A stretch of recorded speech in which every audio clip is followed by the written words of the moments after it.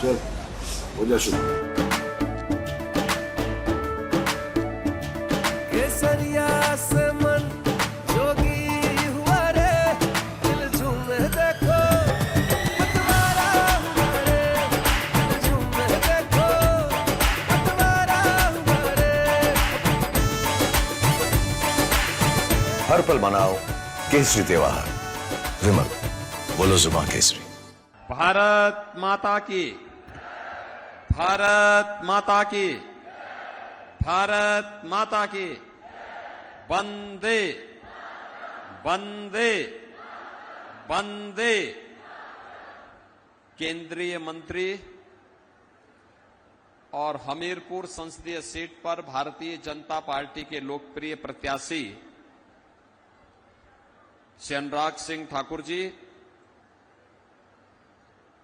विधानसभा उपचुनाव में बरसर विधानसभा क्षेत्र से प्रत्याशी श्री इंद्रदत्त लखनपाल जी, पूर्व मंत्री एवं माननीय विधायक श्री विक्रम सिंह ठाकुर जी, माननीय विधायक श्री त्रिलोक जामवाल जी, माननीय विधायक आशीष शर्मा जी, जिलाध्यक्ष हमीरपुर श्री देशराज शर्मा जी, पूर्व विधायक बलदेव शर्मा जी, पूर्व विधायक विजय अग्निहोत्री जी, पूर्व विधायक डॉक्टर अनिल धीमान जी, पूर्व विधायक श्रीमती उर्मिल ठाकुर जी, पूर्व विधायक श्रीमती कमलेश कुमारी जी, भारतीय जनता पार्टी के हमारे सभी पदाधिकारीगण और भारी संख्या में उपस्थित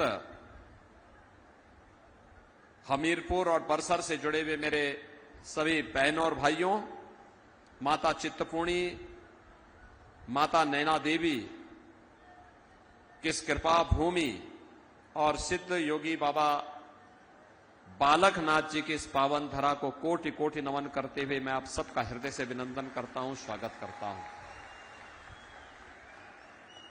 बहनों और भाइयों, ये देवभूमि है और वीर भूमि भी। हम लोग यहां चुनावी सभा में हैं और देवभूमि इसलिए पिछले 2.5 महीने से हम लोग उत्तर भारत में या देश के अलग अलग राज्यों में जा रहे हैं। भीषण गर्मी है। कल दिल्ली का टेम्परेचर 52 डिग्री था, गोरखपुर और उसके आसपास का 48 डिग्री था। लेकिन जब मैं हिमाचल में आज सुबह आया, कितना सुहावना मौसम था यहां का। यहां के मौसम से ही यहां की प्रकृति की जो कृपा है, परमात्मा की जो कृपा है, वह हर एक व्यक्ति को न केवल आरोग्यता प्रदान करता है बल्कि देवत्व का साक्षात आभास भी करा देता है। और आज आपकी उपस्थिति और आपका उत्साह इस बात को साबित कर रहा है।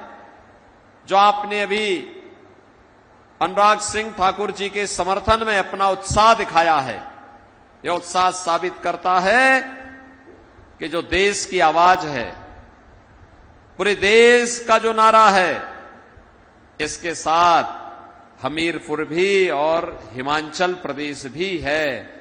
और वह नारा है कि फिर एक बार और अब की बार तो 400 पार में हिमाचल की 4 सीटें भी हैं। है ना? बहनों और भाइयों, जब पत्रकार पूछते हैं कि 400 पार कैसे, तो जवाब जनता जनार्दन देती है।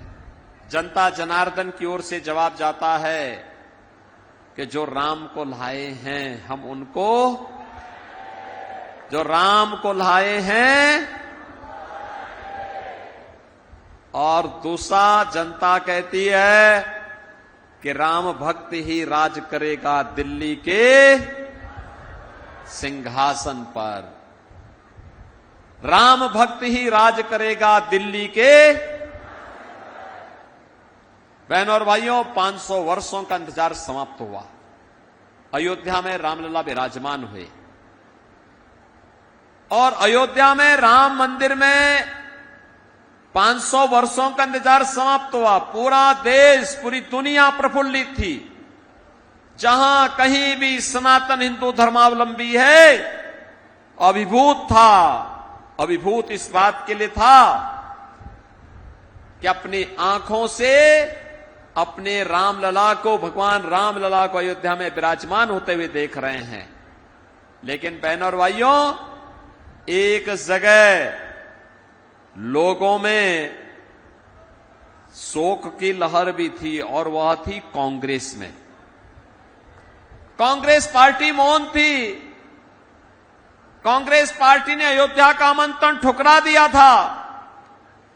कांग्रेस ने कहा, आज भी कांग्रेस के बुद्धिदाता कहते हैं अयोध्या में राम मंदिर का निर्माण नहीं होना चाहिए था। इनके सहयोगी कहते हैं अयोध्या में राम मंदिर का निर्माण बेकार हुआ। हमने कहा, राम मंदिर का निर्माण तो श्रद्धालुओं की उपस्थिति बताती है कि अच्छी हुई है, लेकिन तुम्हारी बुद्धि बेकार हो गई है, इसलिए तुम राम मंदिर को बेकार कह रहे हो। बहनों और भाइयों, हम एक नए भारत का दर्शन कर रहे हैं। मोदी जी के नेतृत्व में एक नया भारत। दुनिया के अंदर सम्मान बढ़ा है। आज दुनिया के अंदर कहीं संकट आता है तो दुनिया भारत की ओर देखती है और मोदी जी की ओर देखती है। देश की सीमाएं सुरक्षित हुई हैं। पहले घुसपैठ होती थी, अब घुसपैठ रुक गई, समाप्त। और अब तो आतंकवाद और नक्सलवाद भी देश के अंदर समाप्त। आतंकवाद और नक्सलवाद समाप्त। अब तो कहीं आतिशबाजी करते हुए पटाखा जोर से फट जाए तो पाकिस्तान सफाई देता, कहता साहब मेरा हाथ नहीं है। उसे मालूम है ये नया हिंदुस्तान है, ये हिंदुस्तान छेड़ता नहीं है, लेकिन अगर कोई छेड़ता है तो उसको छोड़ता भी नहीं है। एक सुरक्षित हिंदुस्तान,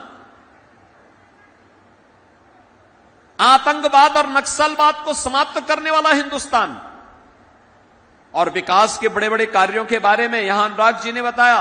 हिमाचल प्रदेश के बारे में, पूरे देश के अंदर अगर आप जाएंगे 2 लेन, 4 लेन, 6 लेन, 12 लेन के हाईवे, रेल में वंदे भारत, अमृत भारत, नमो भारत की ट्रेन, मेट्रो की सुविधा, रोपवे की सुविधा, एम्स।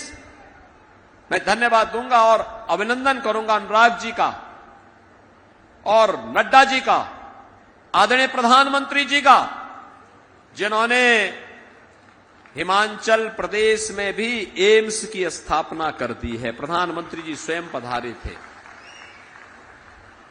बहनों और भाइयों, आज ट्रिपल आईटी भी अनुराग जी यहां लेके आ गए। IIT, IIM, triple IT, NIT, world class university और सेंट्रल यूनिवर्सिटी भी आपके यहां बन चुकी है। बहनों और भाइयों, कैसे विकास होना चाहिए और कैसे विरासत का सम्मान होना चाहिए, मॉडल देखना हो तो अनुराग जी ने भी यहां बनाया और देश के अंदर भी मॉडल आज आपको देखने को मिल रहा है। और हम लोग तो यूपी में कहते हैं अयोध्या में रामलला का मंदिर बन गया है, काशी में काशी विश्वनाथ धाम बन गया है, अयोध्या और काशी का काम संपन्न। अब हम लोग मथुरा की तरफ भी तेजी के साथ बढ़ रहे हैं। बहनों और भाइयों, आज तो मैं आया हूं आपके पास मोदी जी के नेतृत्व में। आप देखते होंगे सरकार सम्मान भी कर रही है, सम्मान भी दे रही है, सुरक्षा भी दे रही है, विकास भी करा रही है, गरीब कल्याणकारी योजनाओं का लाभ भी दे रही है, विरासत भी है, विकास भी है। लेकिन इस चुनाव में कांग्रेस के नेतृत्व में इंडी गठबंधन भी है। ये भानुमति का पिटारा है। जितने दल हैं उतने ही खेमे हैं। कांग्रेस के साथ जितने सहयोगी हैं, आम आदमी पार्टी पंजाब में सरकार चला रही है, लेकिन कांग्रेस और आम आदमी पार्टी दोनों अलग अलग लड़ रही हैं। टीएमसी इंडी गठबंधन का हिस्सा है, लेकिन बंगाल में कांग्रेस और टीएमसी एक दूसरे के खिलाफ लड़ रहे हैं। बहनों और भाइयों, हर राज्य में इनके यही हाल है। ये केवल इनका मुखौटा है गठबंधन। सच्चाई तो इनकी ये है, जब ये स्वयं एक नहीं हो सकते हैं तो देश को क्या ये एकजुट कर पाएंगे। दे रही है, विरासत भी है, विकास भी है, लेकिन इस चुनाव में कांग्रेस के नेतृत्व में इंडी गठबंधन भी है। ये भानुमति का पिटारा है। जितने दल हैं उतने ही खेमे हैं। कांग्रेस के साथ जितने सहयोगी हैं, आम आदमी पार्टी पंजाब में सरकार चला रही है, लेकिन कांग्रेस और आम आदमी पार्टी दोनों अलग अलग लड़ रही है। टीएमसी इंडी गठबंधन का हिस्सा है, लेकिन बंगाल में कांग्रेस और टीएमसी एक दूसरे के खिलाफ लड़ रहे हैं। बहनों और भाइयों, हर राज्य में इनके यही हाल है। ये केवल इनका मुखौटा है गठबंधन। सच्चाई तो इनकी ये है, जब ये स्वयं एक नहीं हो सकते हैं तो देश को क्या ये एकजुट कर पाएंगे। बहनों और भाइयों, इनका घोषणा पत्र तो अगर आप देखेंगे, आपको लगेगा कांग्रेस का घोषणा पत्र, आपको लगेगा कांग्रेस का घोषणा पत्र यह देश के सबसे प्राचीन, सबसे पुराने राजनीतिक दल का नहीं, बल्कि किसी मुस्लिम लीग का संस्करण इनके साथ आ गया है और मुस्लिम लीग का दस्तावेज कांग्रेस आज प्रस्तुत कर रही है। कांग्रेस कहती है सत्ता में आएंगे तो पर्सनल लॉ लागू करेंगे। पर्सनल लॉ लागू करने का मतलब जानते हैं आप? पर्सनल लॉ लागू करने का मतलब, पर्सनल लॉ लागू करने का मतलब तालीमानी शासन। बेटी स्कूल नहीं जा पाएगी, बहनें ऑफिस और बाजार नहीं जा पाएंगी, बुर्का पहन करके घर के अंदर दुपक के रहना पड़ेगा। कांग्रेस के मित्रों को मैं सलाह देना चाहता हूं और उनको इस बात के लिए भी उनको चेतावनी भी देना चाहता हूं।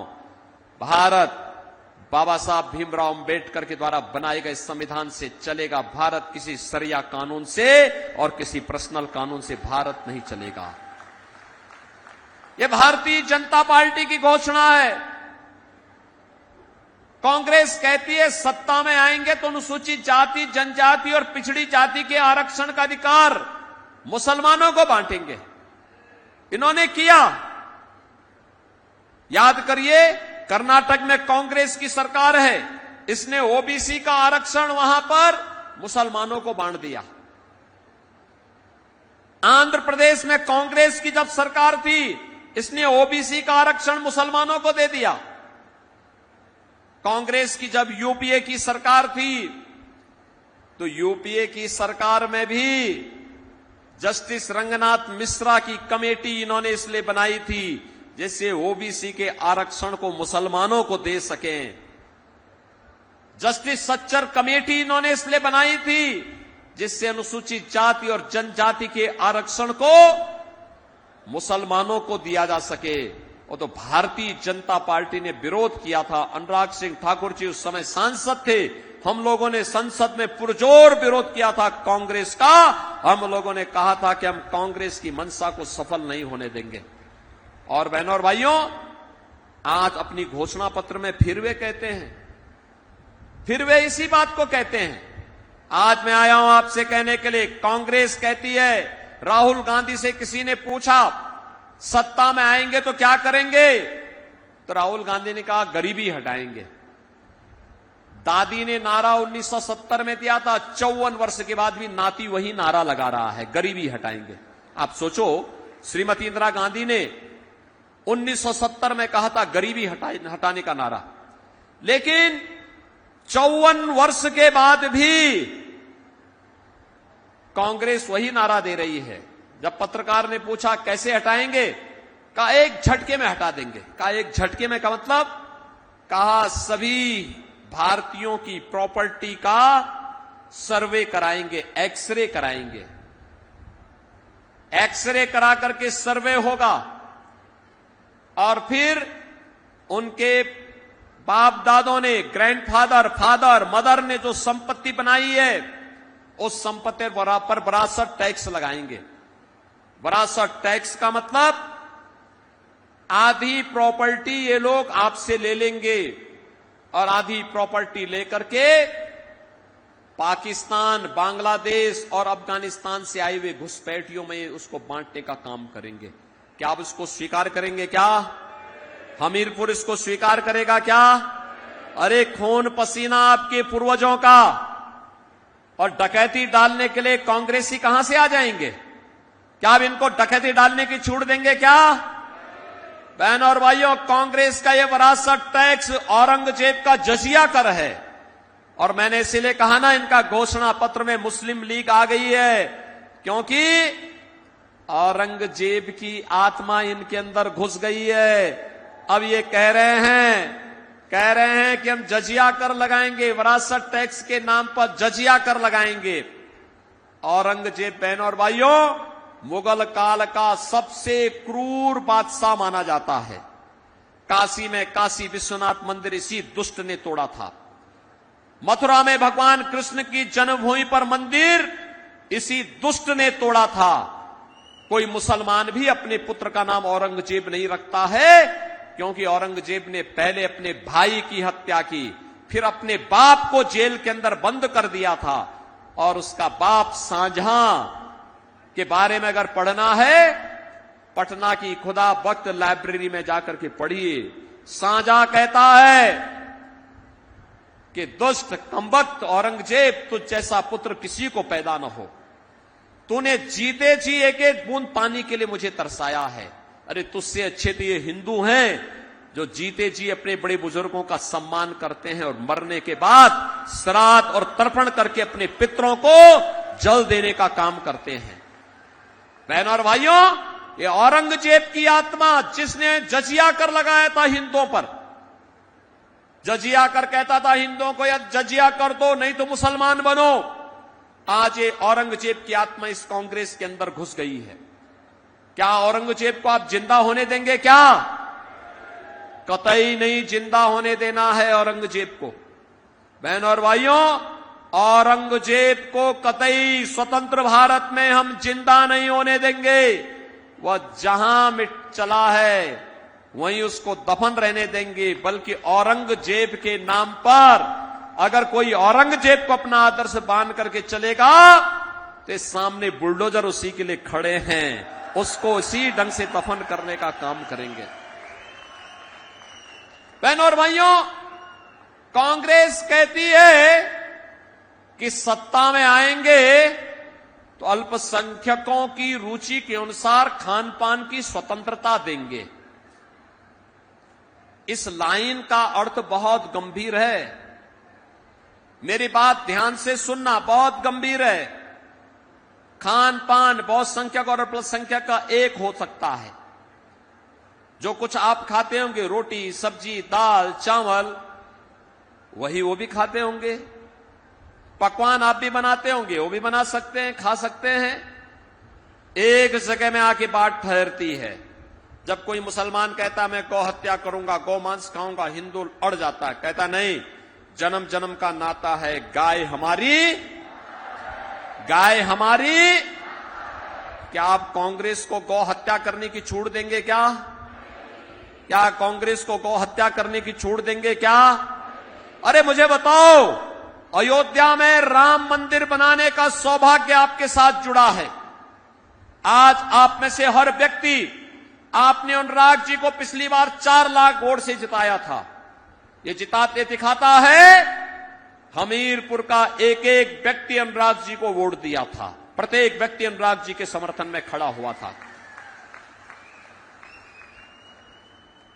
इसका मतलब अनुराग जी को जाने वाला वोट अयोध्या में राम मंदिर के निर्माण में हमारी ताकत बना था, हमारी ताकत बना था।